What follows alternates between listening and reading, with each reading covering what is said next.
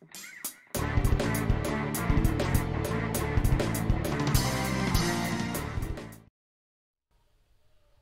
dia pessoal, 23 de julho, quinta-feira, estamos chegando no finzinho do curso, eu acho.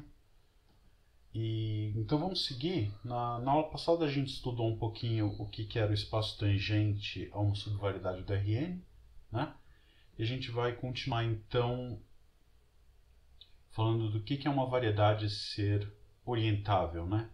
Em vista do que a gente tinha visto na aula passada, a gente terminamos comentando isso aqui, né? Quer dizer, você tem o conjunto dos gráficos das funções de Rk em Rn-K.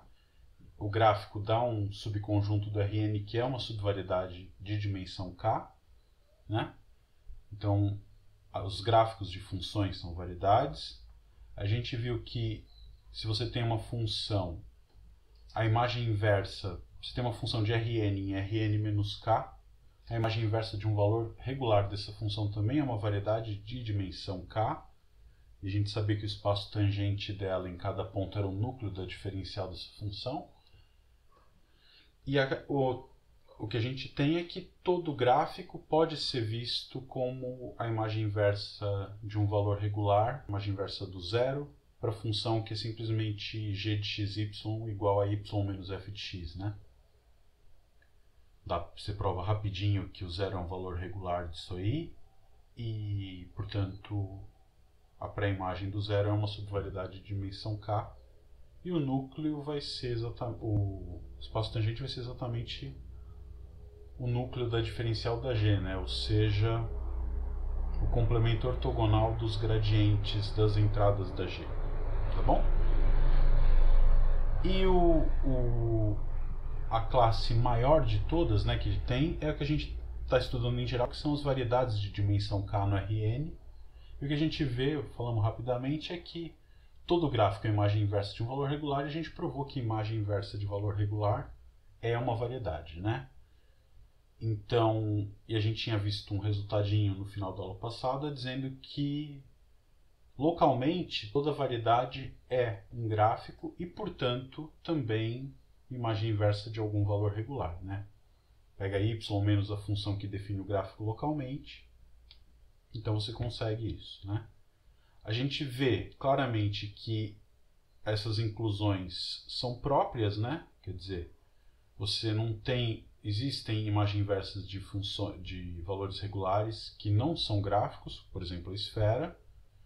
E para mostrar que a classe B está contida propriamente na C, né? Que existem variedades que não são imagem inversa de valor regular, a gente precisa desse conceito de orientabilidade, que é o que a gente vai fazer hoje, né?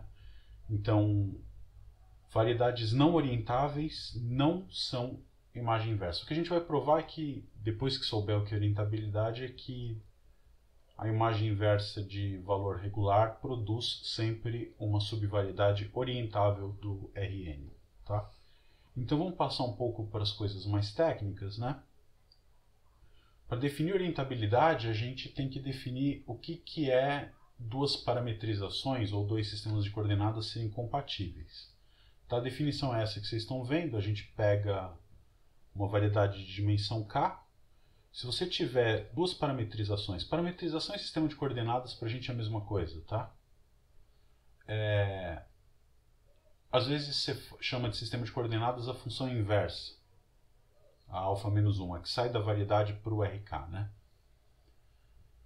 Bom, aqui eu estou saindo, as funções saem do RK e chegam na variedade, então suponha que você tem dois abertos, que são imagens de duas parametrizações, que se interceptam num outro aberto, não vazio, tá?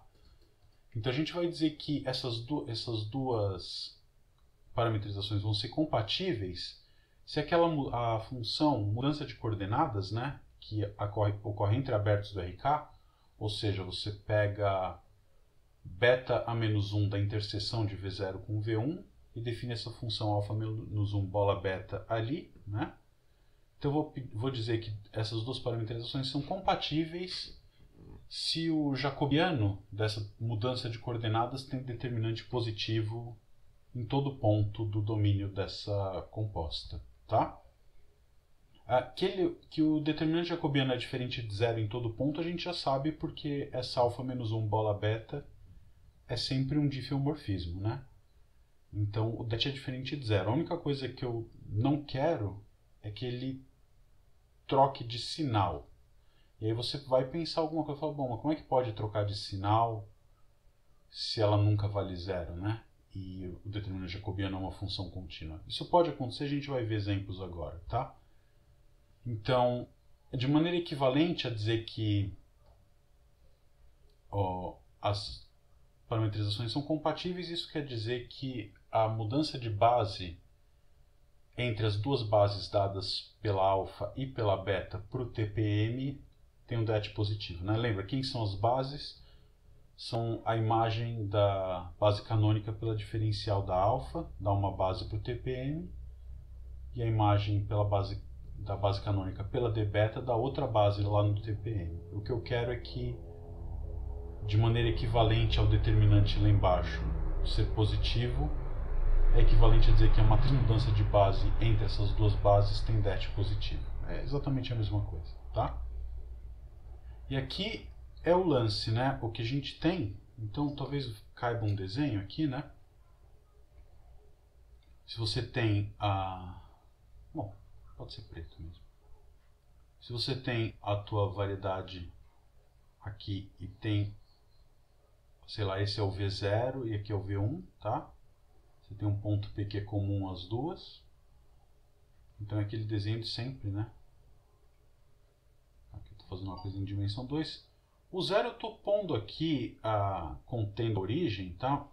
Não precisa, mas é claro que se você tem alguma parametrização, você consegue compor ela com alguma coisa, por exemplo, de modo que o zero vá no ponto P, por exemplo, se você quiser, tá? A gente não está fazendo essa exigência no momento, mas é possível, né? Então aí eu tenho a beta aqui, né? Saindo do aberto o 1, então aqui eu tenho o 0, esse aqui é o V0, vai ficar pequenininho, né? V1, aqui é o 1. Essa interseção, quando eu trago pela alfa menos 1, eu tenho esse cara aqui. Quando eu trago pela beta menos 1, eu tenho esse cara aqui. E a função que eu escrevi ali é alfa menos 1 bola beta, né? Então ela sai daqui para cá. É essa, tá bom? Então o que eu estou querendo é que o determinante, eu vou dizer que dois sistemas de coordenação compatíveis, se o determinante jacobiano dessa função aqui é positivo, né? Ou seja, nesse caso, dá tudo certo, né? Por quê? Como o desenho que eu fiz do V0 inter V1 é um conjunto conexo, não tem problema, né?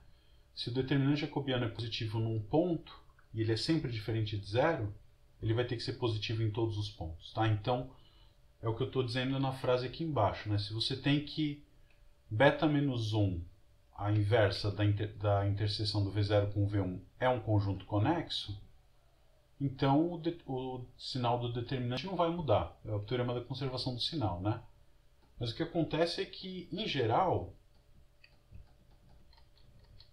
ele ficou meio maluquinho de novo aqui a luzinha. Deixa eu dar um sossega-leão nela, só um minuto.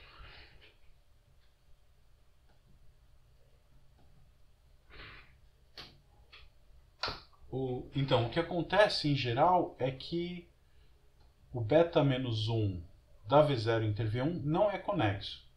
Você fala, bom, mas se o V0 inter V1 é conexo, como a beta é em particular um homeomorfismo, a pré-imagem vai ser conexa. Mas você podia ter uma situação diferente, né? Deixa eu ver isso aqui. Eu acho que eu acabei de perder minha luzinha. Só um minuto, gente.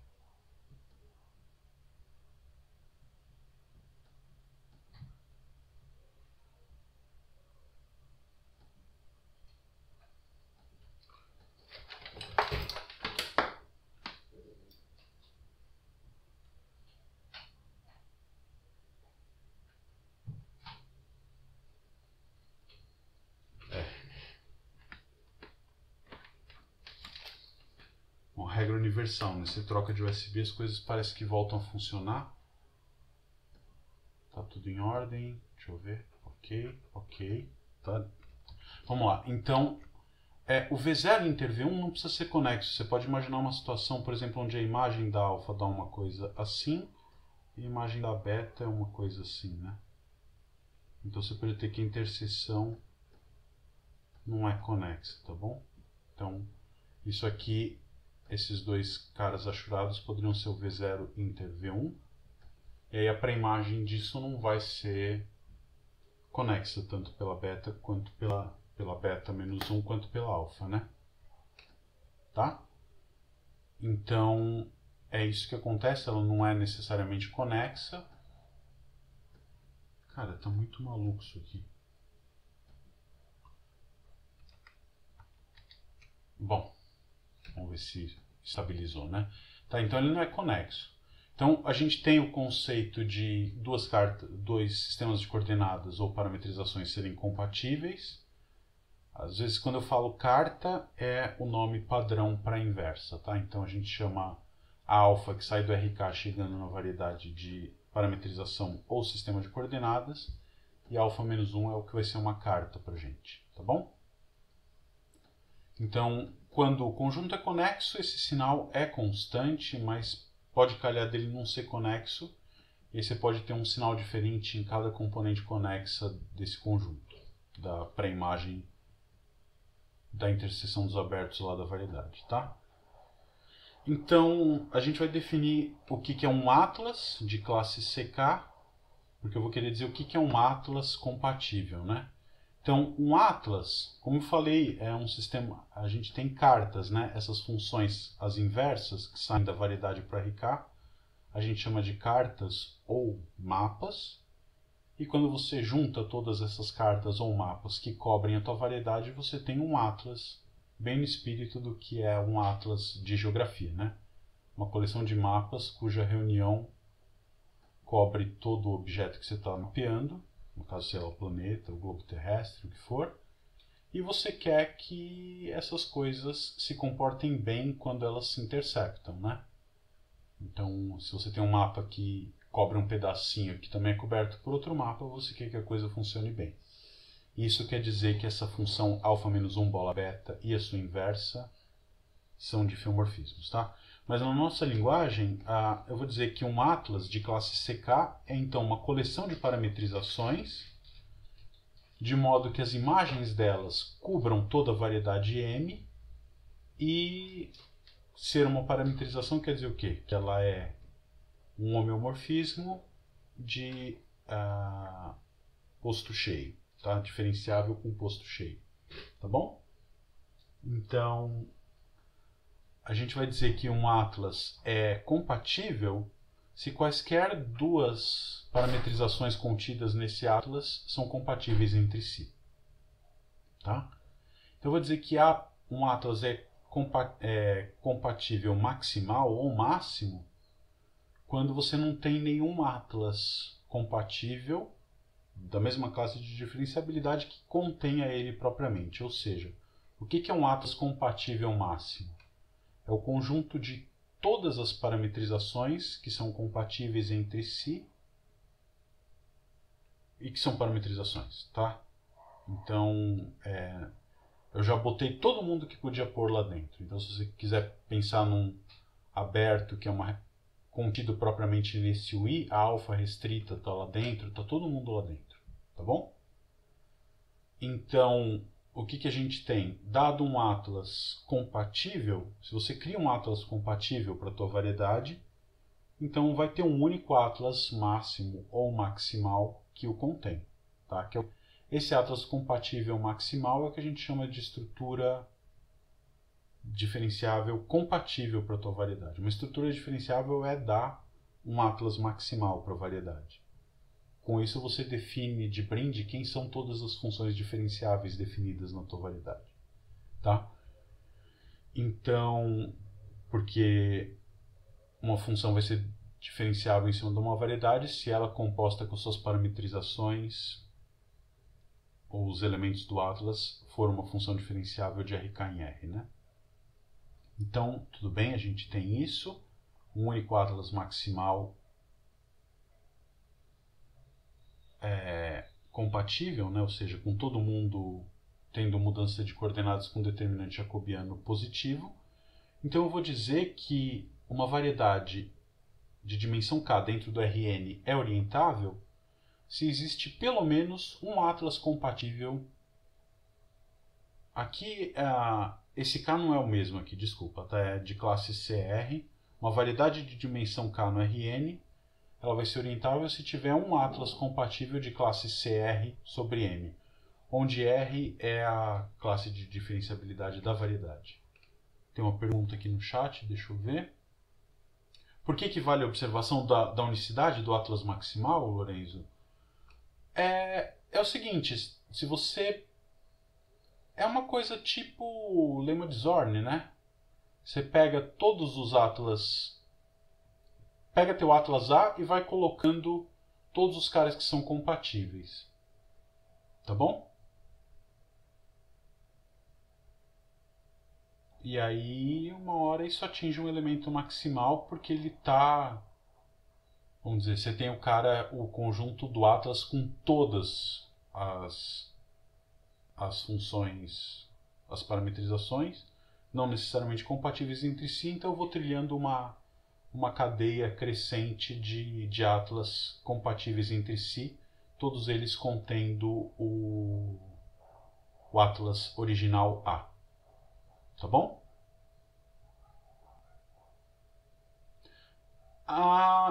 Não, porque você está pensando no conjunto, né? Então, se você botar uma alfa 1 primeiro e uma alfa 2 depois, ou na ordem contrária, o conjunto de funções é o mesmo, né?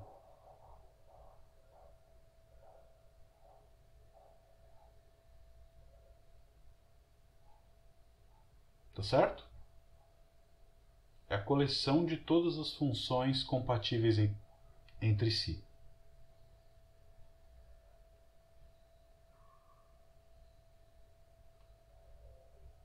Beleza. Então, o conceito de orientabilidade então de uma variedade está vinculado... Bom, por enquanto ele é a existência de um atlas compatível. Basta um, né? Se você constrói um atlas compatível, você pega um maximal que contém ele se você quiser. Tá? Então, uma vez que você tem esse atlas compatível, você pega ele, olha para o maximal que o contém, se você quiser, e aí você vai dizer que todas as parametrizações que estão contidas nesse atlas maximal dão uma orientação para a variedade, e as parametrizações compatíveis com esses caras que estão lá, se eu peguei o maximal já estão todas lá dentro, são as parametrizações que a gente chama de positivas para a variedade N, tá bom? E se você tem uma parametrização que não pertence a esse atlas, ela vai ser chamada de uma parametrização negativa. Tá bom? Então, a orientação depende do que você combinou antes. Eu dizer que um sistema de coordenadas é positivo ou negativo depende de uma escolha a priori de uma orientação para a variedade, se ela admitir uma orientação. Tá? Senão não faz sentido falar nisso. Então vamos ver os exemplos de variedades orientáveis, né? Por exemplo, se você tem uma variedade que está coberta por uma única parametrização, então ela é claramente orientável, tá? Porque o atlas maximal que contém esse cara vai ter todo mundo com determinante positivo. Tudo bem? Então nessa categoria entra, por exemplo, gráficos de funções. Então todo gráfico de uma função suave é uma variedade orientável dentro do Rn. Tá? Se você pegar um aberto de uma variedade que é orientável, então esse aberto é uma variedade em si e também vai ser orientável. E como que você faz? Você usa o caso anterior, olhando ele como sendo coberto... Bom, não precisa nem ser coberto, mas você olha para as restrições das alfas que cobriam a variedade, a interseção desse aberto V com as imagens das alfas, tá bom? Então você tem uma alfa que cobre um pedaço do V, outra alfa vai cobrir outro pedaço do V, eu olho para a coleção das alfas que cobrem esse aberto V, isso vai ser, olho para a restrição, né? para cobrir, não ter ninguém sobrando, entre aspas. Olho para as restrições e aí eu vou ter um sistema de coordenadas que vai ser compatível, dois vão ser compatíveis entre si porque eles eram compatíveis pelo fato da M ser orientável, tá? Então, o que é agora um difeomorfismo, né? Então, se você tem duas variedades de classe CK, eu vou dizer que uma função entre duas variedades de classe CK é um difeomorfismo se ela for uma bijeção de classe CK com inversa também de classe CK, né? Uma função diferenciável com inversa diferenciável entre variedades. E como que a gente sabe se uma função é diferenciável entre duas variedades? Você olha para a representação local dela, né? Você pega um ponto P na M, o ponto F de P na N, olha para abertos que contenham esses pontos P da M e F de P da N e compõe com as cartas que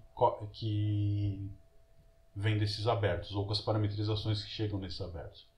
Você pega uma alfa que cobre uma vizinhança de P, uma beta que cobre uma vizinhança de F de P em N, e olha para a função lá embaixo que é a beta bola F bola alfa menos 1, por exemplo. É uma função entre dois abertos de um RK1 contra um RK2, por exemplo, e você sabe dizer se essa função for diferenciável, então a função f é diferenciável entre as duas variedades.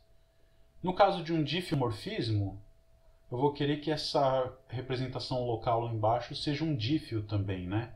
E para ser um dífio, eu vou ter que a df em cada ponto P, entre esses espaços tangentes, é um isomorfismo linear. E por ser uma aplicação linear, que é um isomorfismo entre dois espaços vetoriais, isso me garante que esses dois espaços têm que ter a mesma dimensão, tá? E, portanto, se os espaços tangentes têm a mesma dimensão, é porque as duas variedades têm a mesma dimensão. Então, duas variedades são difeomorfas, C somente C não, né? C só C, né? São globalmente difeomorfas se elas têm a mesma dimensão, tá? Você tem que tomar um cuidado, né? Essa observação que está entre parênteses. Se você tem que a DF é um ISO linear, isso não garante que as duas variedades sejam difeomorfas em todo ponto, né? O que se garante é uma coisa local só. Se a DF é um ISO linear, o que a gente sabe? Pelo teorema da função inversa, você consegue construir uma inversa local apenas, né? E aí a gente pode pensar, você consegue imaginar uma coisa que seja um difeomorfismo local, que não seja global, entre duas variedades? Vamos pensar assim? Dou alguns segundos para vocês pensarem num exemplo. A função da reta no círculo que leva um x e elevado a 2πx. Perfeito. Uma parametrização do círculo, né? A gama de t que é cosseno t seno t, ou essa que você pegou, né? Olhando para o complexo, é a mesma coisa. Exatamente, né? Você vai ter que em cada ponto a diferencial dessa função nunca se anula, né? A diferencial vai ser em cada ponto uma aplicação de R em R2, que nunca se anula, injetora, e portanto em cada ponto você vai ter um difeomorfismo local pelo teorema da função inversa. Porém, elas não podem ser difeomorfas porque sequer são homeomorfas, né? O círculo é compacto e a reta não é, então não existe um homeomorfismo entre os dois, tá? Então, perfeito, Bruno. O exemplo é esse mesmo, né? Um caso de um dífio local que não é global, é a reta com o círculo. Qualquer ponto do círculo, na verdade, quando você pegar a inversa, você vai ter infinitas cópias da pré-imagem, né? Todas elas difeomorfas entre si, mas não é uma bijeção, porque tem infinitas cópias. Se você pegar cada ponto do círculo e pegar uma vizinhança, a pré-imagem por essa função que você deu vai ter infinitas cópias, e portanto todas elas diffeomorfas entre si, né? O que você está vendo ali é uma coisa que chama aplicação de recobrimento. Tá? A gente não vai falar disso aqui, mas é uma coisa que é super importante também. E esse é um exemplo, tá bom? Então, no contexto de orientabilidade, o resultado clássico e claro que a gente tem é que se duas variedades são diffeomorfas e uma delas é orientável, a outra também é, né? Basta você... Professor, Oi, posso tirar uma dúvida? claro. Por conta da natureza local, os teoremas da função inversa e da função implícita, eles também valem, né? Porque você vai e faz representações Para locais. variedades? É. Sim, sim, sim. Então a gente também pode falar nessa condição para um diffeomorfismo local, você pode falar em teorema da função implícita, tudo isso. Tem o teorema da função, exatamente, você escreve como você disse, em termos de representações locais, né? Dá para você dizer o que é a diferencial da f. Eu escrevi aqui, né? A diferencial da f num ponto P é a aplicação linear que leva esse cara nesse. Se isso aqui for um isolinear, você tem uma inversa local entre as variedades. Exatamente. Teorema da função inversa, tem o teorema da função implícita. Tudo isso passa para variedades justamente por conta de serem propriedades locais, e localmente toda variedade é subvariedade do Rn, que a gente está vendo é diffeomorfa, um abertinho de algum RK. Para variedade abstrata também funciona igual. Tá? Outra coisa que eu queria perguntar Uhum. é se orientabilidade é uma propriedade estritamente diferencial ou se é uma propriedade topológica. Ela é topológica. Tá? A gente está descrevendo ela em termos de diferencial no momento, mas mais para frente eu vou fazer um resultadinho que depende só de coisas de continuidade, de certos objetos que a gente vai ver daqui a pouco, tá bom? Legal, Tá? obrigado. Então ela é uma propriedade ligada. Não precisa ter uma estrutura diferenciável para você falar disso. Então, por exemplo, se eu tenho aqueles R4 exóticos, todos eles são orientáveis. Se for diffeomorfo R4, você tem que São tomar... homeomorfos, mas não diffeomorfos. São homeomorfos, isso. É que aí como você está olhando como variedade abstrata, então a gente não vai ter... Não, certo. Tá? A gente não vai ter o objeto contínuo que eu vou falar aqui, que vão ser os campos normais, né? Eu estou sempre olhando essa minha variedade dentro de alguma outra. Tá? Então aqueles caras exóticos, os R4 exóticos lá, eles estão imersos em algum Rn grandão, né? Pelo menos no R9. E aí você pode fazer essas coisas lá. Tá bom? Então a gente vai ver exemplos de subvariedades não orientáveis que não são tão visuais quanto a faixa de Möbius, por exemplo. Eu espero tentar fazer isso hoje. Tá bom?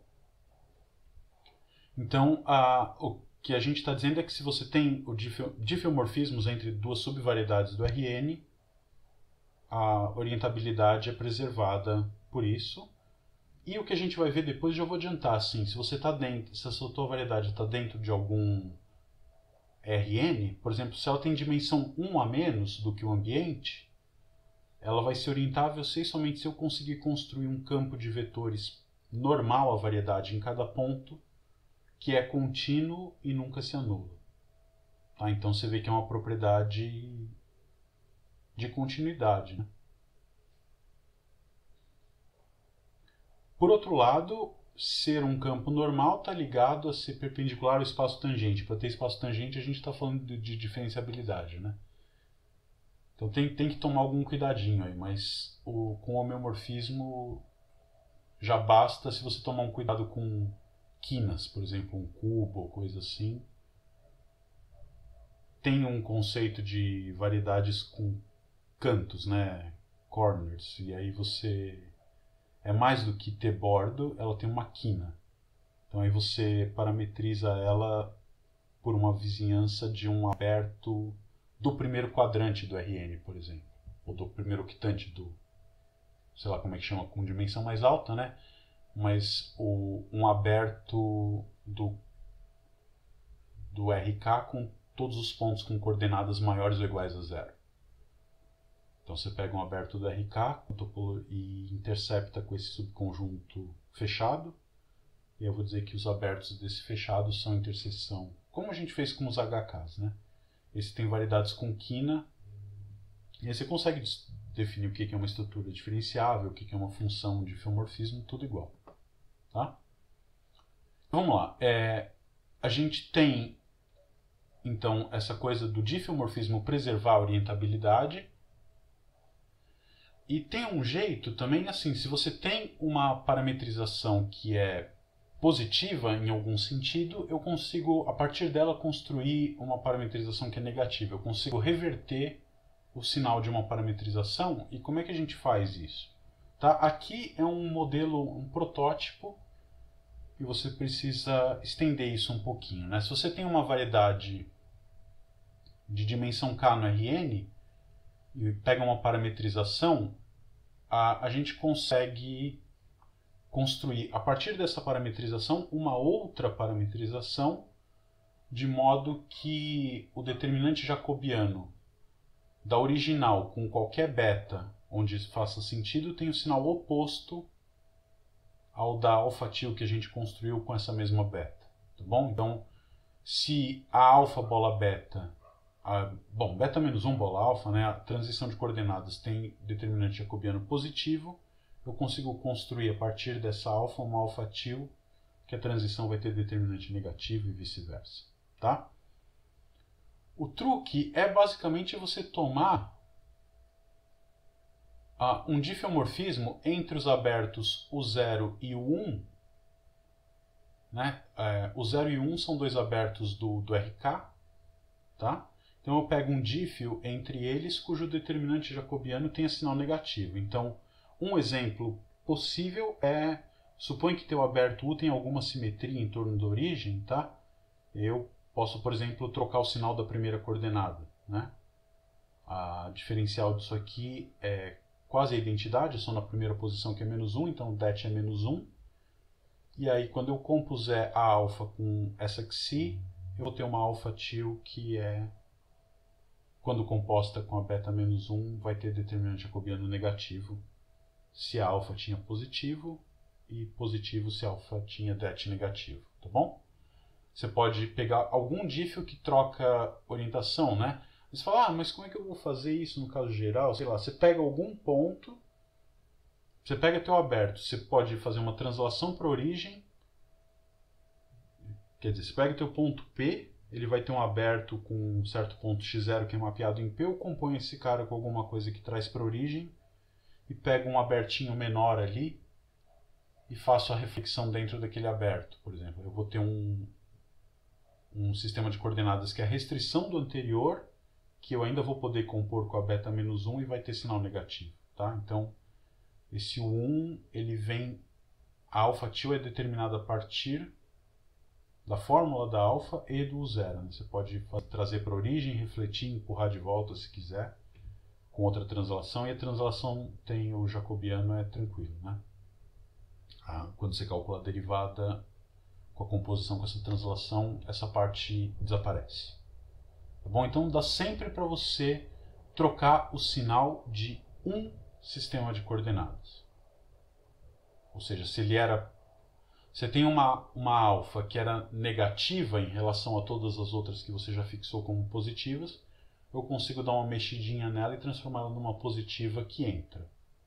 Então, a modificada geneticamente entra, mas ela não, né? Então, a modificada geneticamente faria parte do atlas maximal compatível com o anterior, mas ela em si não. Tá? Então, exemplos de coisas orientáveis, né? Se você pegar uma variedade que pode ser coberta com duas parametrizações, tá? Ou seja, todo ponto está na imagem ou dessa alfa ou dessa beta, ou eventualmente das duas, com a exigência de que a interseção das imagens seja um conjunto conexo, então a M é orientável. tá?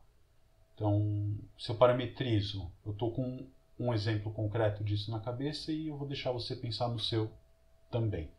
Vai ser provavelmente o mesmo que eu, né? Então, se você tem duas parametrizações que cobrem tua variedade e a interseção das parametrizações é um conjunto conexo da imagem das parametrizações, então a M vai ser orientável. Como é que você vai fazer isso? Se esse V0 inter V1, é a imagem das parametrizações da interseção, né, é um conexo, quando eu puxo pela alfa, ele vai ser um conexo porque alfa menos 1 e a alfa são homeomorfismos, tá? Então, se eu tenho um conjunto conexo e o sinal do jacobiano da diferencial da mudança de coordenadas é uma função que vai ser contínua, né? Mais do que contínua, atingindo valores contidos no conjunto dos inteiros. Se você tem uma função contínua definida num conexo, ela tem que ser constante. Então, o sinal do jacobiano é constante, sempre 1 ou sempre menos 1, tá? Para todo ponto na pré-imagem da interseção dos abertos lá da tua variedade. Então, se esse sinal for positivo, eu vou dizer que o atlas formado por essas duas parametrizações é um atlas compatível pela definição de compatibilidade.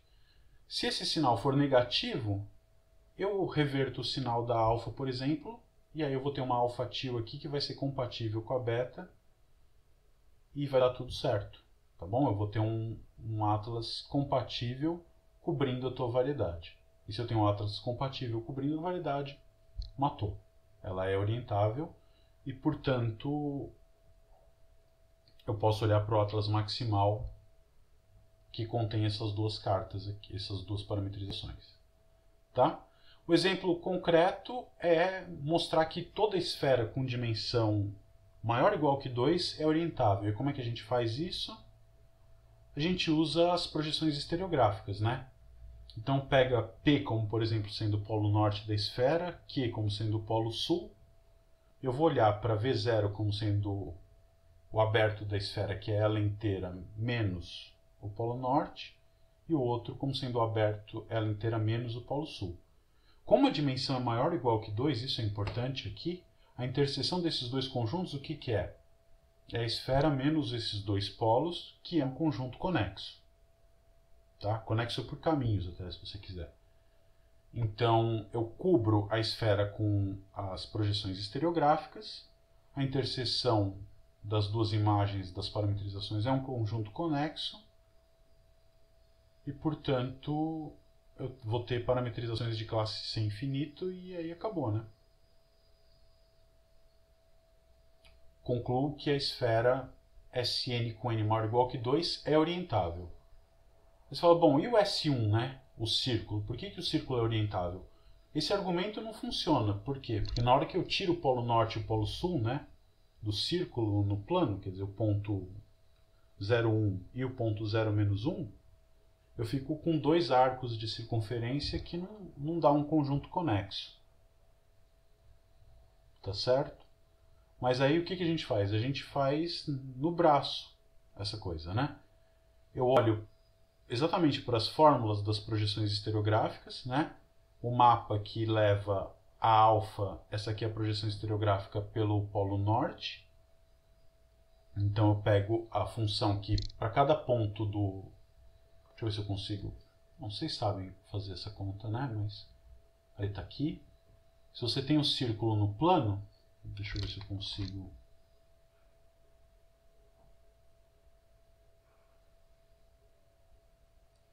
Será que sai um círculo redondinho? Vamos ver.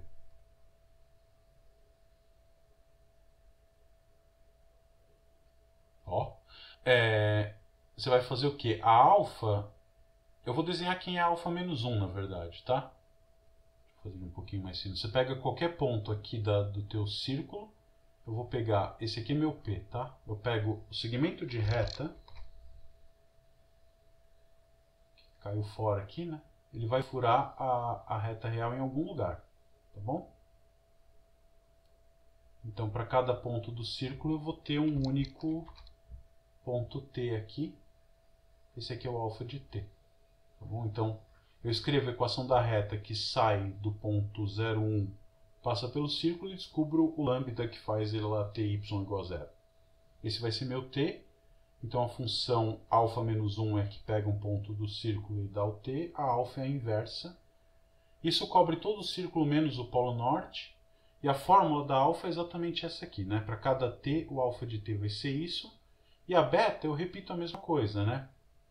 Eu pego qualquer ponto do círculo e faço a projeção estereográfica a partir do polo sul. Por exemplo, se eu pegar esse cara aqui, na hora que eu faço a coisa, ele vai ter um certo t aqui.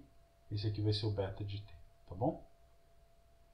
Eu cubro qualquer ponto menos o polo sul com a beta, cubro qualquer ponto menos o p com a alfa. E vou ter então a situação onde eu cubro o S1 com duas parametrizações, mas a interseção das imagens delas não dá um conjunto conexo. Por outro lado, a gente tem que alfa de t é exatamente igual a beta de menos 1 sobre t, né? Eles são conjugados pelo círculo multiplicado por menos 1. Né? Esse cara que está aqui é menos 1 sobre t desse. Tá bom? Se você pegar o mesmo ponto. Né?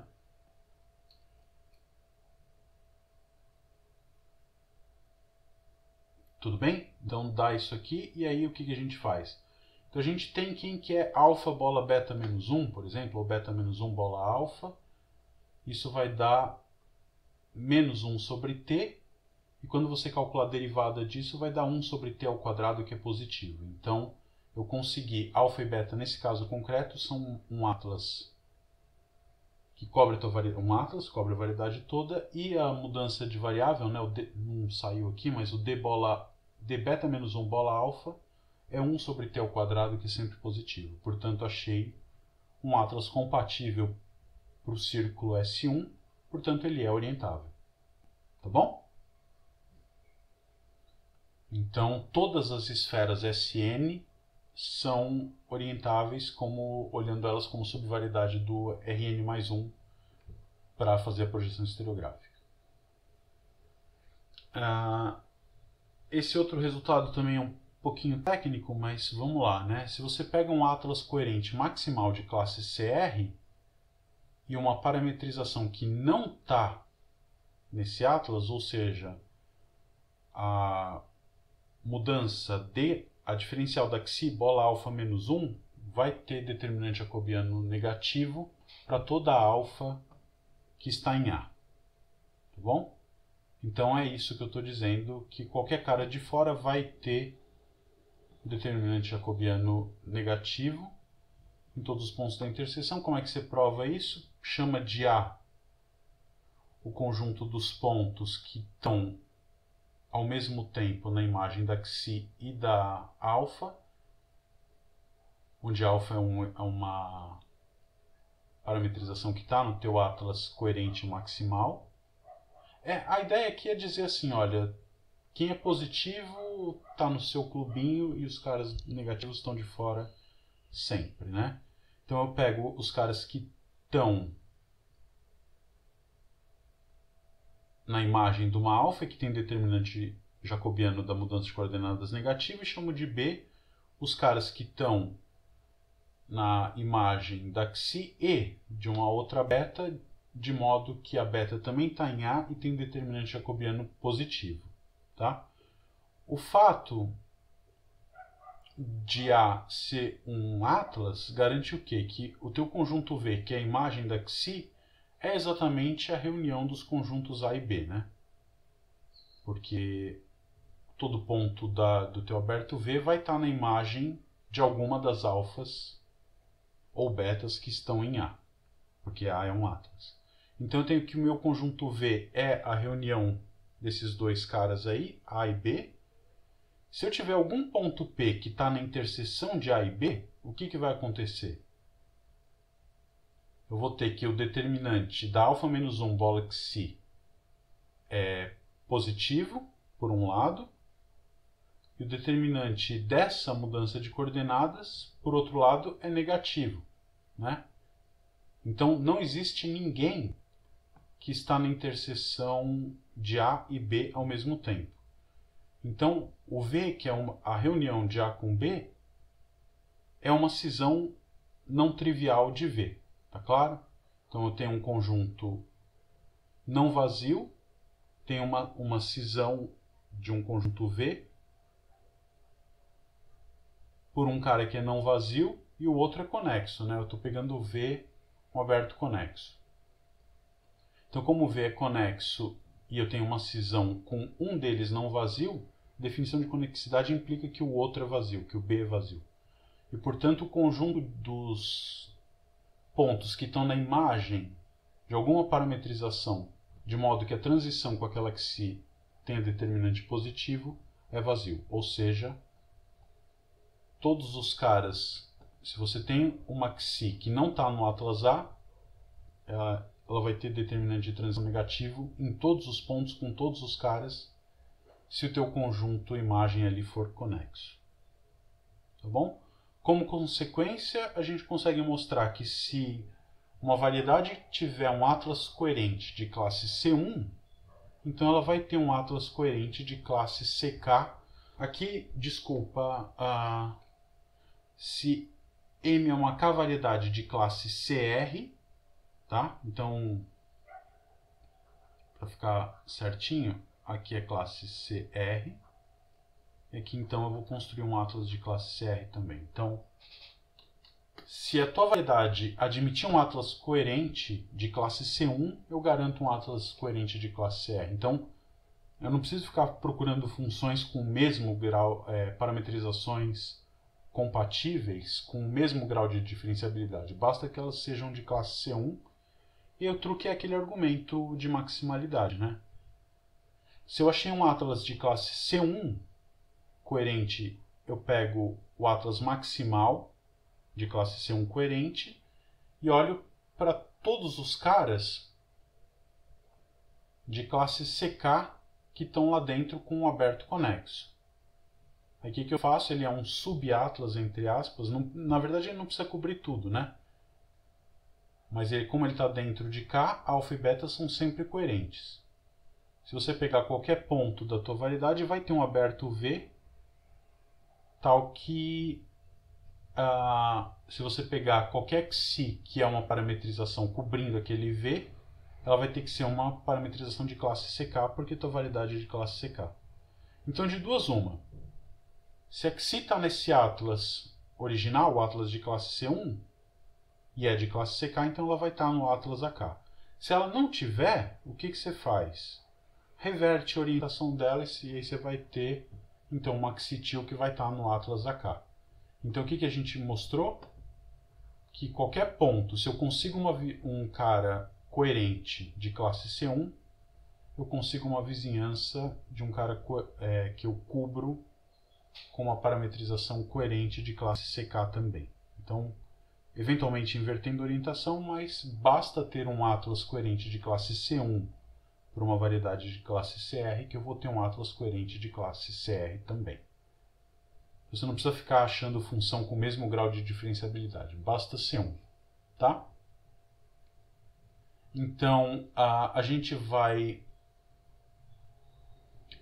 dizer que se você tem um atlas coerente máximo que dá uma orientação para N, então uma parametrização vai ser negativa se qualquer que seja o alfa, parametrização alfa, dentro desse atlas A, eu vou ter que o determinante o determinante jacobiano da transição é negativo, e portanto, se o teu conjunto V, a imagem lá, for conexa, a xi vai ter que ser negativa, e ela vai ser negativa se e só se ela está fora do atlas A.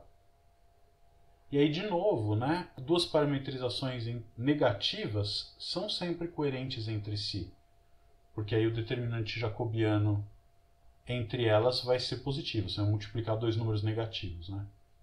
Se a xi e a zeta são negativas, quer dizer que essa bola, qualquer alfa positiva, tem bet negativo, e a zeta com a alfa, a transição também vai ser negativa, tanto num sentido quanto no outro. E eu posso escrever a zeta menos 1 bola xi como sendo zeta menos 1 bola alfa menos 1 bola xi, e aplica a regra da cadeia aqui para ter que o det dessa transição entre duas negativas é positivo. Então, duas parametrizações negativas são sempre coerentes entre si. Tá bom? Então, o que a gente tem? A gente consegue definir duas classes, né, duas orientações para a variedade. Eu pego o conjunto das orientações, o atlas maximal das orientações compatíveis entre si, que eu vou chamar, por exemplo, de positivas. Isso vai dar a orientação positiva para M, se eu quiser.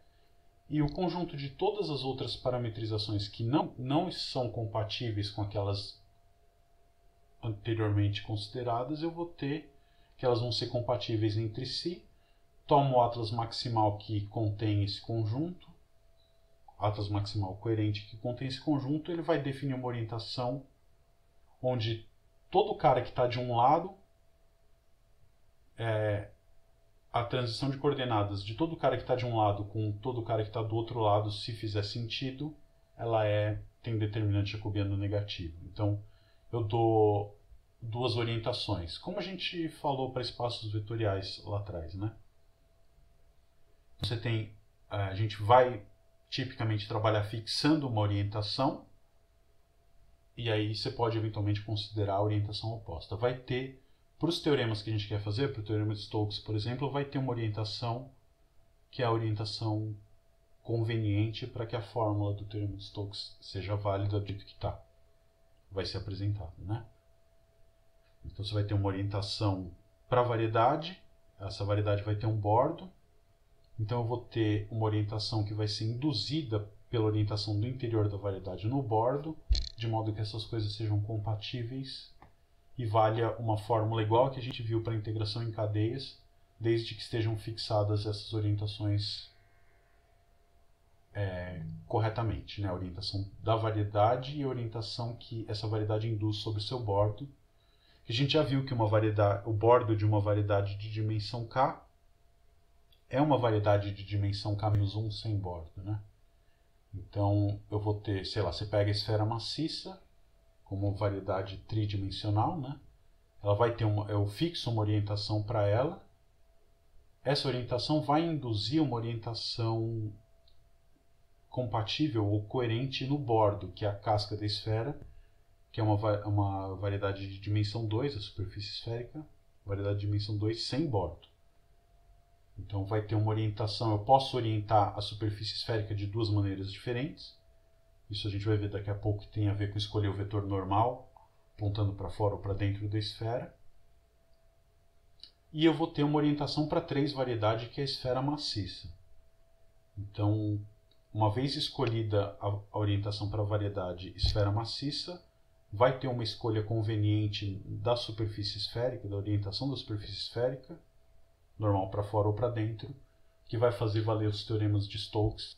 Nesse caso concreto, por exemplo, o teorema da divergência, né? Que você viu lá no cálculo 3. Tá, então, como consequência dessa coisa de ter duas classes de orientação para uma variedade, né? Quando ela supõe que ela admite um atlas maximal coerente. Então ela é orientável e a partir disso eu posso ter duas classes de orientação. Agora, se a variedade não for orientável, eu não consigo nem construir um atlas maximal coerente, né? Então, como corolário disso, de ter essas duas classes de orientação para uma variedade orientável, a gente tem que, se você tem duas parametrizações para uma k-variedade, de modo tal que a interseção das imagens dessas parametrizações é não vazia, e cada um desses conjuntos é um conjunto conexo, então se você tiver que o determinante muda de sinal, eu vou concluir que a M não é orientável, tá bom? Então a figura é de novo aquela. Você pode pensar que a imagem da alfa e da beta são dois feijõezinhos, assim, né? Então esse aqui é o V0, né? Esse aqui é o U0. Vou fazer de outra cor.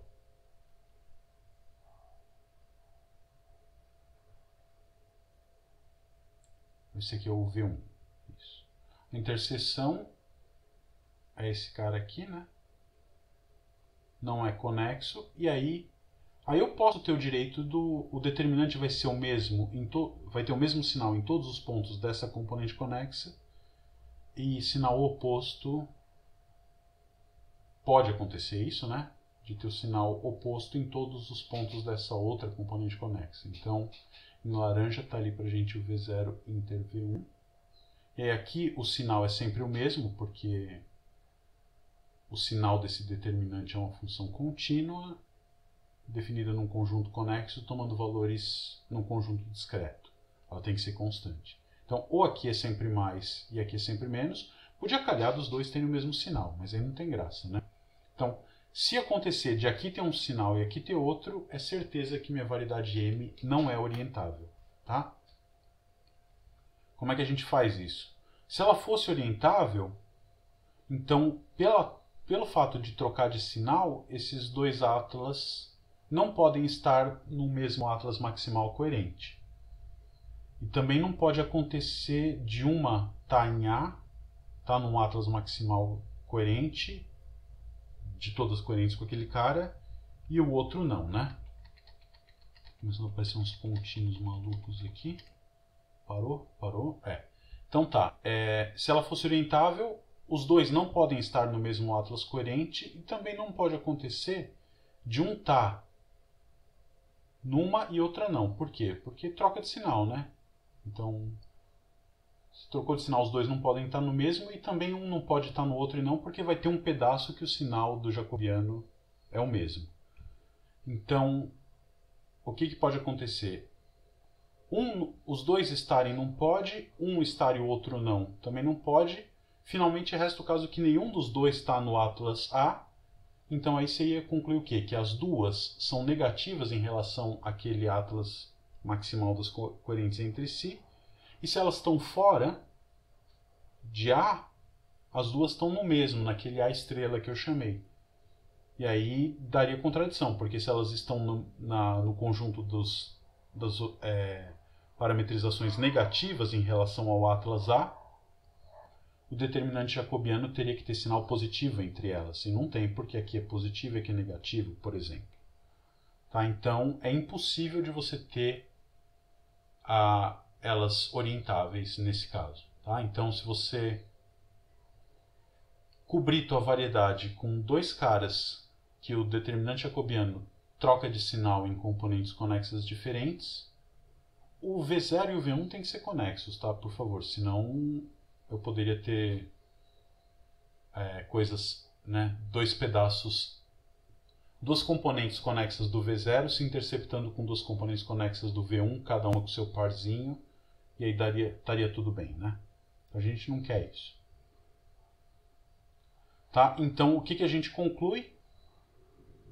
Que como o determinante é sempre diferente de zero, e ela é positiva numa parte e negativa no outro, obrigatoriamente a interseção das duas vizinhanças lá na tua variedade tem que ser desconexa. Ou seja, esse desenho que eu fiz aqui é a única possibilidade nessa situação. Tá bom? Então vamos ver um exemplo disso um pouquinho mais... Quer dizer, concreto, mas não tão visual assim, né? Pega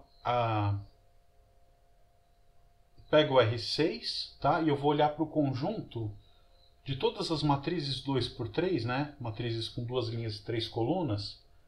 Se você quiser, você identifica cada uma dessas matrizes com um ponto do R6. E eu vou pegar como M o meu conjunto dessas matrizes que tem posto 1.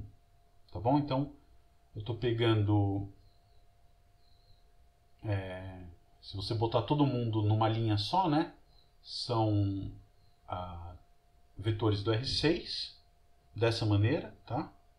Então, U é um vetor do R3, V é um vetorzinho do R3, então eu estou pondo 3 e 3, que são as linhas da matriz, se você quiser pensar.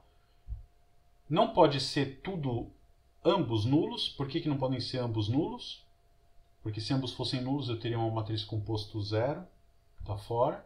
Tá? Então, pelo menos um deles é não nulo, ou V é não nulo, e eu vou querer que esses dois vetorzinhos do R3, sejam linearmente dependentes, tá?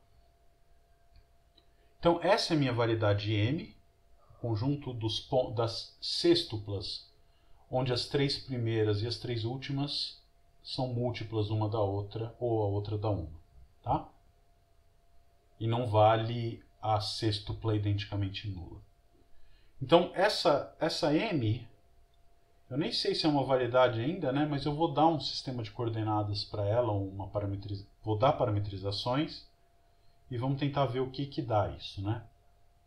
Então eu vou escrever a M como sendo a reunião de dois conjuntos, que são as matrizes com a primeira linha não nula, reunida com o conjunto das matrizes com a segunda linha não nula, tá? Matrizes em M, né? Então eu pego todas as matrizes que a segunda linha é múltipla da primeira e a primeira é não nula, e o V2 é a mesma coisa com a segunda linha, tá? Então, claramente, M é a reunião desses dois conjuntos, e eu vou pegar como parametrizações as seguintes funções. Elas vão ser funções cujo domínio é a que cobre o V1, a primeira linha não nula, então é um vetor do R3, cartesiano R, né? Isso aqui você vai pensar que é alfa de VT, é V, TV. O que é isso? É um vetor não nulo do R3, vírgula, um múltiplo dele. Ou seja, se eu botar um cara embaixo do outro, eu vou ter uma matriz de posto 1, onde a primeira linha é não nula. Isso cobre o conjunto V1. E eu faço a mesma coisa trocando o V e o TV de lugar, cubro o conjunto V2. Tá? São parametrizações de classe sem infinito. A imagem inversa da interseção de V1 com V2 é a mesma, tá? Que são exatamente o conjunto das matrizes com as duas linhas não identicamente nulas. E ele vai ter duas componentes conexas. Quem são essas duas componentes conexas? Os caras onde o T é negativo, o V é não nulo, né? Claro, e o T é negativo, e o V não nulo e o T positivo. Tá? São as duas componentes conexas disso. E aí quem que é então beta a menos 1 bola alfa, né? Isso é fazer a continha, quer dizer, você escreve explicitamente quem é beta menos 1. Então beta menos 1 bola alfa calculada em VT, né? O domínio da alfa é o R3 menos 0 cartesiano R. Se aplica a fórmula, você vai ter exatamente TV, 1 sobre T. Se você escrever teu vetor V como coordenadas xy no R3, xyz no R3, isso vai dar esse vetorzinho aqui do R4. Tá claro? Do R4, mais ou menos, né? O R3 menos a origem, cartesiano R. R estrela, né? R menos o zero também. Então, o determinante jacobiano disso aqui, se você fizer a conta, aqui você vai ter, derivando em xyz, você vai ter um bloquinho identidade multiplicado por t, né? Então, esse bloco vai ter um determinante t ao cubo, a diferencial desse é menos 1 sobre t ao quadrado. Vai ficar t ao cubo vezes menos 1 sobre t2 dá menos t. Então, o determinante jacobiano dessa mudança de coordenadas é menos t. E ele troca de sinal, né? Nesta componente conexa com t negativo, isso é positivo. E na outra componente conexa com t positivo, ele é negativo. Então, a minha transição de coordenadas troca de sinal em cada componente conexa da pré-imagem da interseção.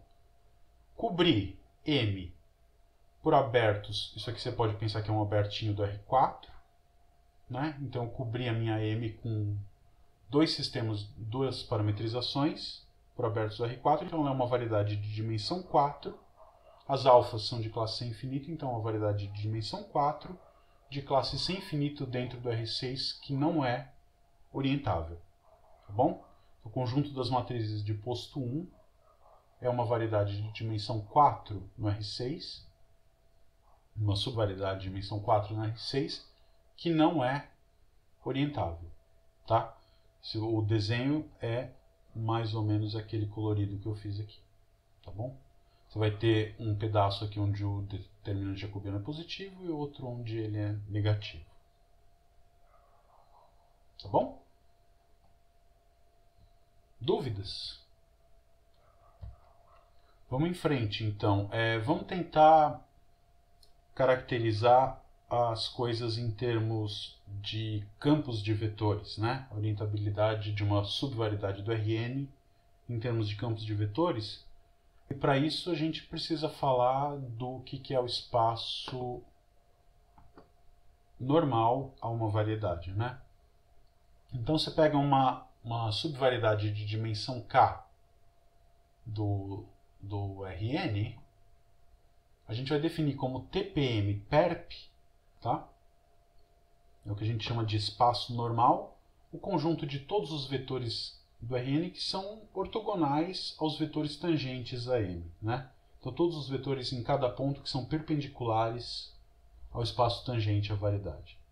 Se a tua variedade tem dimensão k e eu estou dentro do Rn, isso aqui vai produzir um subespaço de dimensão n-k, tá bom? Então isso é o que a gente chama de espaço normal, ou seja, o TPM perp é o complemento ortogonal do TPM dentro do Rn. Tá bom? A dimensão é n-k. O exemplo clássico, se você pegar a esfera, quem que é o espaço normal a cada ponto da esfera no Rn? São múltiplos, é um espaço vetorial de dimensão 1, né? O k é n-1, eu olho para a esfera Sn dentro do Rn mais 1, e aí você pode fazer tudo do jeito que você quer, né? Olha para isso como uma imagem inversa. Bom, eu acho que eu fiz essa conta lá embaixo, mas você pega f de x no Rn como sendo produto escalar de x com x menos 1, prova que o zero é um valor regular dessa função, e portanto o f a menos 1 de zero, que é exatamente a esfera, é isso aqui, né? É uma variedade de dimensão n-1, porque a f sai do Rn e chega em R, né? Então a dimensão da variedade é n-1. Bom, quem que é o espaço tangente? É um núcleo da diferencial da f. Quem que é a diferencial da f? É uma bilinear aqui, né? Vai ser o núcleo do complemento ortogonal desses caras. Então, quem que é ortogonal a um vetor tangente? No caso da esfera, o plano tangente vai ser o núcleo disso aqui vai ser o conjunto dos caras que são ortogonais ao vetor x, ao ponto da esfera. Então, o espaço... Aqui é TP, tá faltando um perp, tá? Então, o espaço normal, ou se você quiser, põe Sn perp sem parênteses, né? Como está aqui, ou como está aqui. Só para não ficar muito carregado, estou botando esse parênteses. É o conjunto dos múltiplos do vetor posição da esfera em cada ponto. Tudo bem? Então, em geral, e esse é um exemplo que eu estou usando aqui da esfera, você tem que a tua variedade é uma imagem inversa do valor regular. O TPM perp é gerado pelos gradientes das funções coordenadas, né, da f. No caso da esfera, o que a gente tem, eu vou pegar a f como sendo esse produto cartesiano. Aqui eu olhei como imagem inversa do zero, aqui como imagem inversa do 1 para essa função. É a mesma coisa. O gradiente da f, a gente sabe quem é, né? Se você deriva da 2 vezes x. Quem que é o núcleo da diferencial? A diferencial da f vai ser o produto escalar do gradiente com a diferencial da f, né? Vou escrever isso aqui. A diferencial da f num ponto P aplicado num vetor Vp, se você quiser, vou escrever só assim, é o gradiente da f no ponto P, produto escalar com o vetor V, ou Vp. Tá? Então isso aqui vai dar zero quando? Se só se o V está no nabla fp perp, ou seja, ele é perpendicular ao x. Então o espaço tangente é formado por todos os caras perpendiculares ao x, e o perp do perp, dimensão finita, tudo bonitinho, dá ele próprio, né? Tá bom? Então a gente sabe quem que é o espaço tangente e o espaço normal, a esfera. Isso se generaliza para variedades de codimensão, né? Codimensão é a diferença entre as dimensões. Codimensão mais alta, olhando para o espaço gerado pelos gradientes. Né? Pensa lá no cálculo 2, se você tinha duas superfícies que eram a imagem inversa de valor regular, quando você intercepta as duas, o teorema da função implícita te dá uma curva, tá? Desde que os gradientes sejam Li, né? Os gradientes das funções que geram aquelas subvariedades sejam Li. O que você vai ter? Você vai ter uma curva e o espaço, o que é o espaço tangente a essa curva? É um núcleo ou...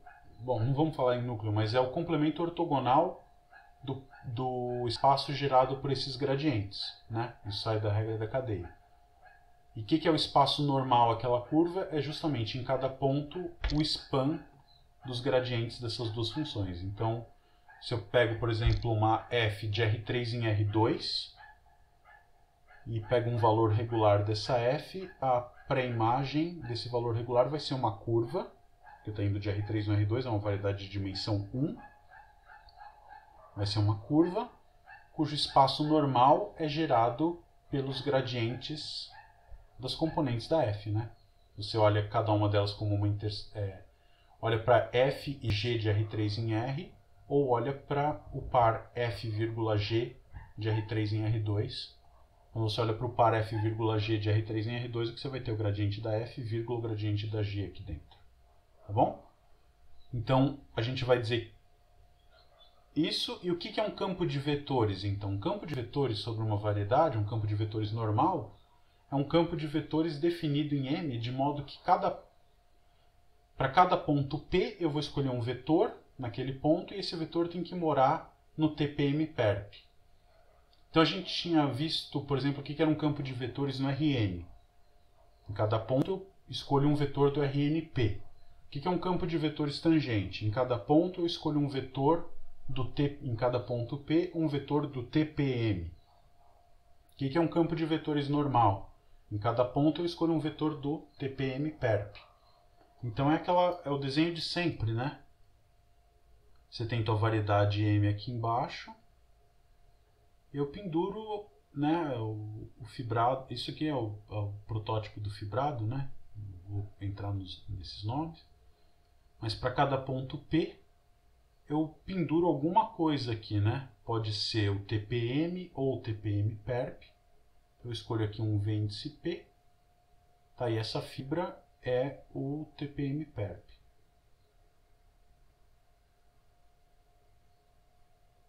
Tá bom? E aí, num outro ponto Q, eu vou ter uma fibra aqui.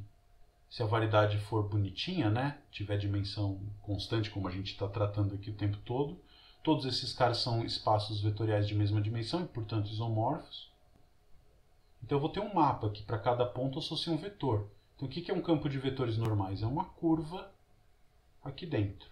O que é um campo de vetores tangentes? É uma curva onde eu pego o TPM. O que é uma forma diferenciável? É uma curva onde cada fibra aqui é o lambda P do Rn. Tá bom? E assim vai. Então essa aqui é a coisa. Você tem uma aplicação que dá projeção, né? Cada fibra é levada. Aí localmente você tem uma inversa, a π é um diff, o local, né? Em geral não é global, só local. E você consegue fazer um monte de coisas com isso, né? Estudar a geometria da tua variedade M está relacionada a estudar como objetos em certos fibrados desse tipo, ou fibrado normal, ou fibrado das formas, das K-formas, ou fibrado tangente, ou cotangente, o que for. O cotangente é o fibrado das unformas, né? Estudar todos esses caras vão te dar informações sobre a geometria da variedade M. Tá bom? Deixa eu apagar esse risquinho. Beleza. Então, esse é um primeiro teorema bem legal que a gente tem, que é o seguinte: se você tem uma variedade de dimensão k dentro do Rn, de modo tal que ela admite n-k campos vetoriais contínuos e linearmente independentes em cada ponto, então a tua variedade M é uma variedade orientável. Tá? Então, se eu tenho uma Aquele caso que a gente viu das matrizes, né? Eu tinha uma variedade de dimensão 4 dentro do R6. Se em cada ponto eu conseguir achar sempre dois vetores LI, 2 que é 6 menos 4, né? Dois vetores LI, de modo que esses vetores variam continuamente de um ponto para o outro. Em todo ponto ele se mantém sempre LI, então aquela minha variedade seria orientável. Como a gente provou na raça que ela não é, isso quer dizer o quê? Que eu até posso conseguir em cada ponto dois vetores LI que são ortogonais ao espaço tangente ali. Você acha? Só que conforme esses pontos vão passeando, se eles são LI num ponto, isso aqui é o chance da coisa. Se eles são LI num ponto, você vai ter uma pequena vizinhança onde eles continuam LI.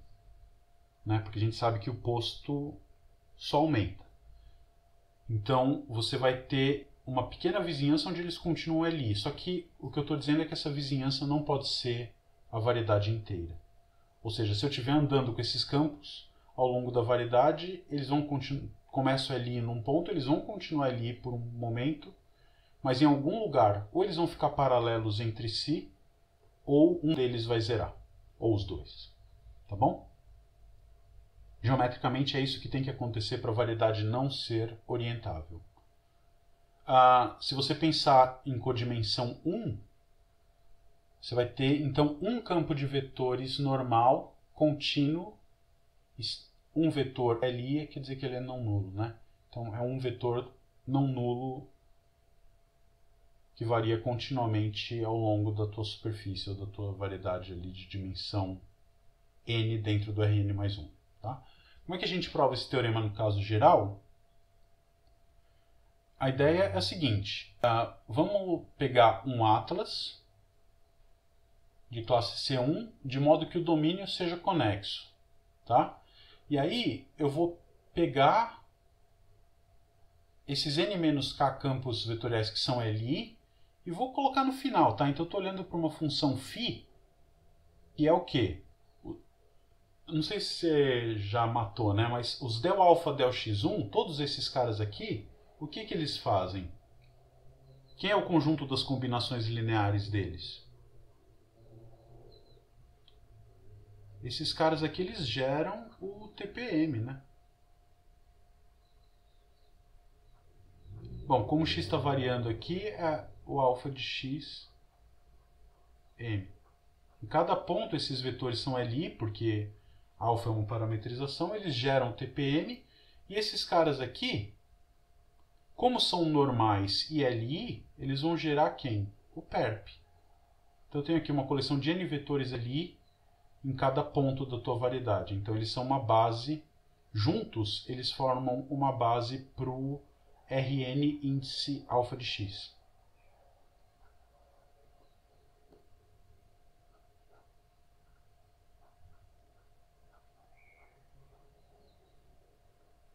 Tá bom? Então é uma matriz e eu estou pegando, esses caras são LI, né? Esses aqui são LI perpendiculares aos anteriores que também são LI, então eles são um conjunto de vetores LI, portanto esse determinante é não nulo. E eu estou escolhendo as alfas que fazem com que esse determinante seja positivo. Tá? Então como a φ é uma função contínua em x, dependendo de x, né? φ depende de x. Ela é uma função contínua definida num conjunto conexo, o sinal dela é constante. Tá? E se calhar de essa φ ter um determinante negativo, o que a gente faz? Eu consigo trocar o sinal da alfa, troco a orientação da alfa e vou ter uma φ positiva. Tá bom? Então, se calhar de eu pegar uma alfa que isso aqui deu negativo, eu pego aquela alfa til, vou ter uma positiva. Então, isso vai me garantir que eu consigo cobrir a alfa consigo cobrir minha variedade M com atlas desse tipo aqui. São parametrizações de classe C1, de modo que esse det é positivo. Se eu calhei de pegar alguma alfa que o det é negativo, troco o sinal, essa com sinal trocado ela entra aqui, e aí esse ponto que era coberto por uma parametrização onde esse det é negativo, mediante essa troca de sinal eu cobri ele por um cara onde essa φ tem det positivo. Então eu consegui construir um atlas de classe C1 para a tua variedade M, com essas alfas, e agora vamos mostrar que, pelo fato desse det ser positivo, eu vou mostrar que dois caras que moram em A são compatíveis entre si, e portanto a M vai ser orientável. Tá? Então pega dois caras que moram em A e que cubram uma vizinhança de um certo ponto P. Tá? Então, aquele desenho de sempre, eu tenho P na imagem da alfa, na imagem da beta também. Eu vou dizer que P é alfa de x e também beta de y. Tá? Então, quem que é a diferencial da beta menos 1 bola alfa? Ela é uma matriz de coeficientes A e J, e esses A e J são exatamente as coordenadas da mudança de base entre os TPMs lá em cima, né? O del alfa del xj vai se escrever como del beta del yj via uma combinação linear exatamente com os coeficientes dados pela matriz A. E aí, o que a gente tem? Que a φ calculada em x e a φ calculada em y se relacionam exatamente por essa matriz aqui, né? A φx, os vetores vão ser os mesmos para alfa e para beta. Então a diferencial desse cara vai ter uma identidade aqui. São os mesmos vetores. E na parte que relaciona os alfa e beta vai ter um A e J. Esses caras, aqui seria a parte dos Vs relacionados aos alfas, são zero porque eles são ortogonais. E aqui é a mesma coisa, né? Então o determinante da φx é o determinante da φ til y vezes o determinante da j, né? Você abre com det aqui por blocos. Então o que vai acontecer? Esses dois caras têm o mesmo sinal, tá? Porque eu estou pegando alfa e beta em A, portanto esse det é positivo, esse det é positivo. E portanto esse cara aqui também tem que ter determinante positivo. Se o det AJ é positivo, a matriz AJ é exatamente a matriz jacobiana da mudança de coordenadas. Isso mostra que alfa e beta são compatíveis entre si. Tá bom? Então, o que a gente precisa para dizer que uma variedade dentro da Rn é orientável é encontrar uma base para o espaço campos de vetores normais que formam uma base para o TPM perp em cada ponto. Tá? Essa aqui é a ideia. E aí o caso particular, se a M for imagem inversa de um valor regular, então ela é orientável. E por que é isso? Porque quem é uma base para o TPM perp, no caso de imagem inversa de valor regular? O TPM perp é gerado pelos gradientes das entradas das coordenadas de f, né? A gente viu isso lá atrás. Então, se C é um valor regular, então esses gradientes eram Li, e portanto eu vou ter um campo Li em cada ponto. Para uma M que é a imagem inversa de um valor regular, ou seja, ela é orientável pelo teorema acima. Então, toda imagem inversa de valor regular é uma variedade orientável. E aí, como a gente fez aquela conta, as matrizes 2 por 3 de posto 1, aqui tem que ter um número 1, né? As matrizes 2 por 3 de posto 1 não são imagem inversa de nenhum valor regular, ou seja, por quê? Porque elas não são orientáveis.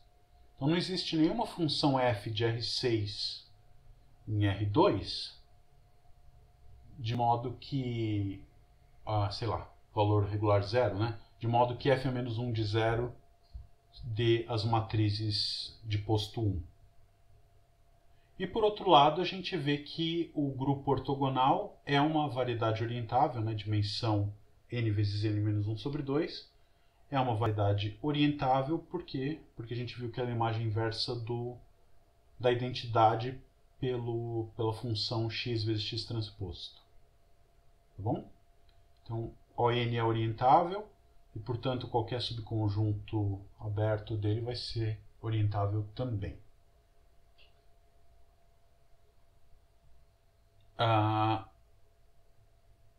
aqui tem uma observação, né? Se você tiver menos campos LI do que precisa no teorema, então ela pode ser não orientável, né?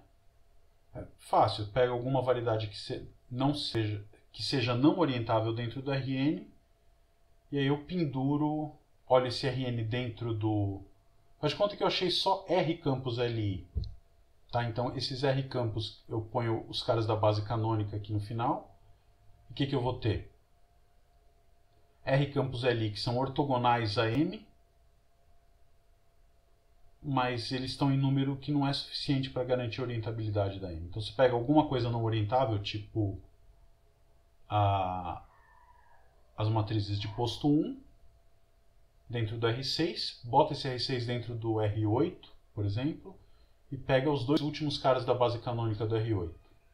Eles vão ser ortogonais a todas as matrizes de posto 1 dentro do R6, mas só esses dois caras não servem para garantir, né? Se eu estou olhando essas matrizes dentro do R8, como ela é uma variedade de dimensão 4, eu preciso de 8 menos 4, 4 campos de vetores LI no R8 perpendiculares às matrizes 2 por 3, que nunca se anulam em nenhum ponto de M, tá bom? O caso particular, né? Aqui o que a gente pedia era n menos k campos vetoriais contínuos em LI, serem LI para dar orientabilidade. Aqui é meio que um caso particular, né?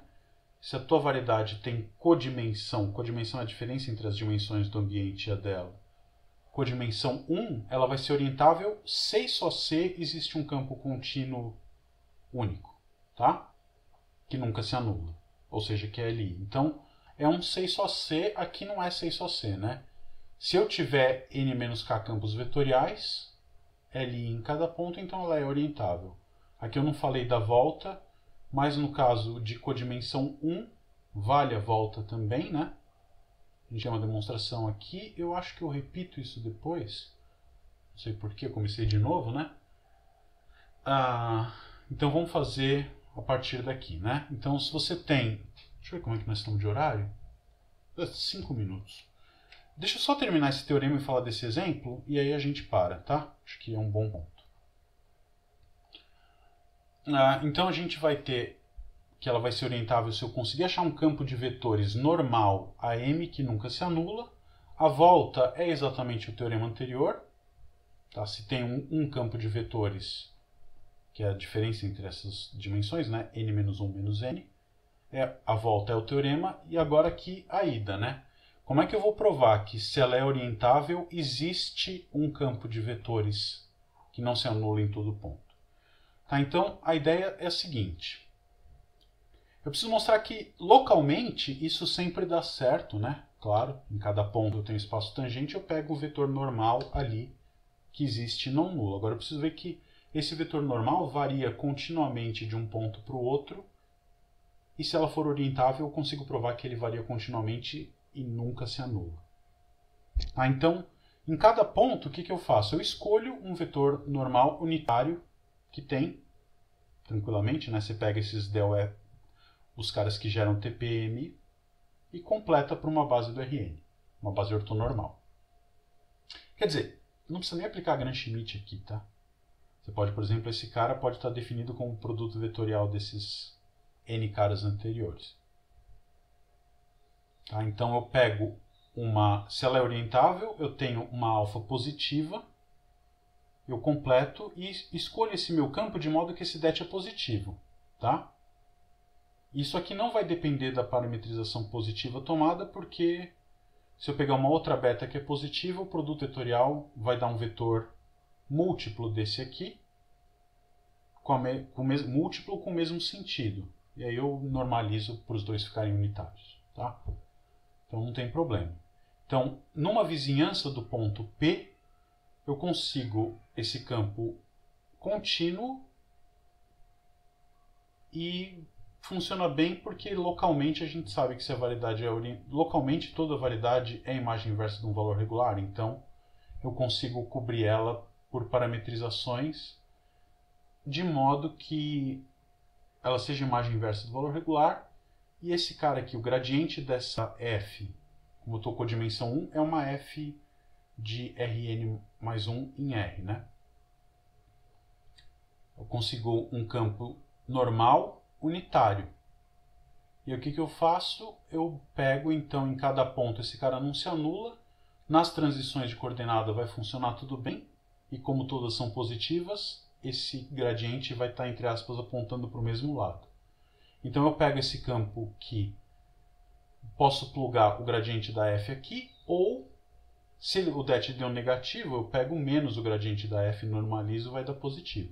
Então em cada ponto esse gradiente da f não se anula, e nos pontos que são cobertos pela interseção de duas vizinhanças, esses dois gradientes não vai ser a mesma função f, mas os dois gradientes vão ser vetores que vão ter o mesmo sentido, paralelos entre si com o mesmo sentido.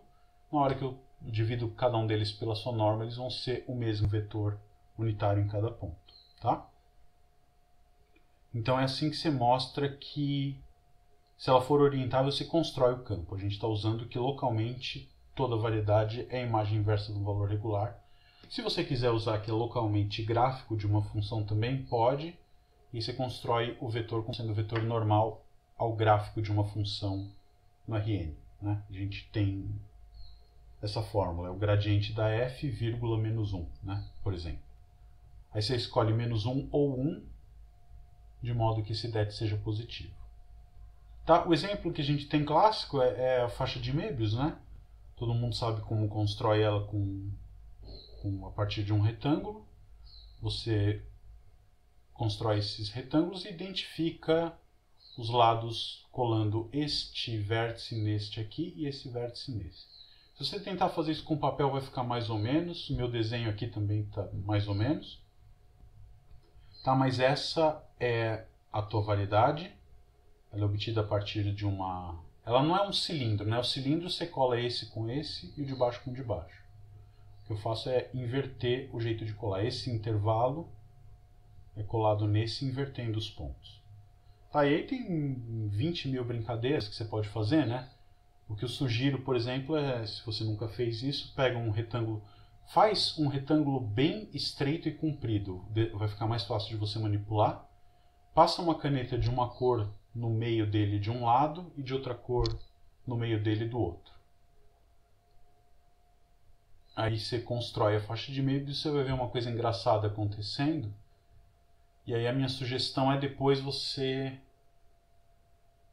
corta em cima dessa linha e vê o que vai acontecer. Se você pegar uma tira suficientemente larga, você vai obter você vai obter uma coisa engraçada lá, você vai ver o que vai acontecer. E depois, em cada uma das partes que sobrou, eu já dei um spoiler aqui, você corta de novo e vê o que acontece. Tem uma mágica ali acontecendo que a topologia algébrica explica pra gente, né? Bom, de qualquer modo, como é que a gente parametriza, né? A imagem, a minha faixa de Möbius é essa superfície, eu vou parametrizar ela como sendo a imagem do intervalo 0, 1, esse vertical, cartesiano R, tá? Então eu estou pegando um cilindro bem comprido, um retângulo bem comprido e baixinho, de altura 1, de modo que a F, que leva essa 2 variedade aqui, né, esse aberto do R2 dentro do R3, então eu vou ter uma subvariedade do R3 parametrizada dessa maneira aqui, né? Gama é o círculo unitário no plano z igual a 0, e delta de t, você vai fazer o seguinte, você vai andar em cima desse círculo unitário e vai girando esse segmentinho AB por um ângulo t sobre 2, tá? Então, de modo que quando você chega no 2π, esse segmento girou exatamente π, ou 180 graus, então ele volta para o ponto original, porque a gama de t é periódica, né? Período 2π. Eu volto para o ponto original com o mesmo segmento, só que o que estava no topo está embaixo e o que estava embaixo está em cima. Tá? Essa aqui é a ideia. A imagem é a faixa de Möbius. E aí vou me restringir a um intervalo pequeno, né? Porque se eu deixo o R indo de 0 até infinito, eu estou passando em cima dessa faixa de Möbius várias vezes. Se eu pegar o intervalo 0,1 e pegar um intervalo de tamanho menor do que π, eu vou ter parametrizações de classe C infinito bonitinhas, né? Então, o que acontece nesse caso, né? Em geral, se você pegar e calcular o campo normal, você tem aqui o del F, del S, del F, del T, você vai produzir o campo normal, tá? Então você faz a conta que o del F, del T vai dar gama linha mais esse cara vezes delta linha, del F, del S vai dar só o delta T. O campo normal vai ser o produto vetorial desses caras, né? O F índice S vetorial FT. Você vai ver que você vai produzir um campo que, conforme o T varia, em algum ponto ele vai ter que se anular, tá bom? É uma questão de fazer a conta, eu acho que você devia fazer. Mas o que acontece aqui é o seguinte, né? Em geral, se você tem uma subvariedade orientável e gama é uma curva fechada, quando você pega um campo normal ao longo dessa curva em M, o valor do campo normal no ponto inicial e no ponto final da curva, que é o mesmo ponto da variedade, porque é uma curva fechada, é o mesmo. E a conta que está é essa aqui, né? Se você pega em qualquer ponto, os campos, o produto escalar deles vai ser 1 ou menos 1, né? Dois campos unitários, ou eles estão para o mesmo lado ou eles estão para lados opostos. Então, o que a gente tem é que V em gama de A vai ser ou U de A ou menos U de A, e V de gama de B, que é o ponto final da curva, o mesmo ponto, vai ser o mesmo cara com o mesmo sinal, né? Então, como esses dois caras aqui são iguais, o U de A tem que ser igual ao U de B. Você não volta com o campo virado para baixo, por exemplo. No caso concreto da faixa de Möbius, a gente pega gama de T, o caminho fechado, de 0 até 2π, né? Ou seja, eu dou a volta em cima daquele círculo que está no plano Z igual a 0, e olho para o campo normal, que é esse produto vetorial aqui, tá? Só em cima da curva. Então, quando eu faço S igual a meio, eu matei essa parte, então a minha F está andando só em cima da curva, né? Deixa eu fazer um desenho aqui em cima. A gente vê que quando S for igual a meio, eu estou olhando para esse cara, tá? E aí esse cara vai me produzir essa curva aqui, né?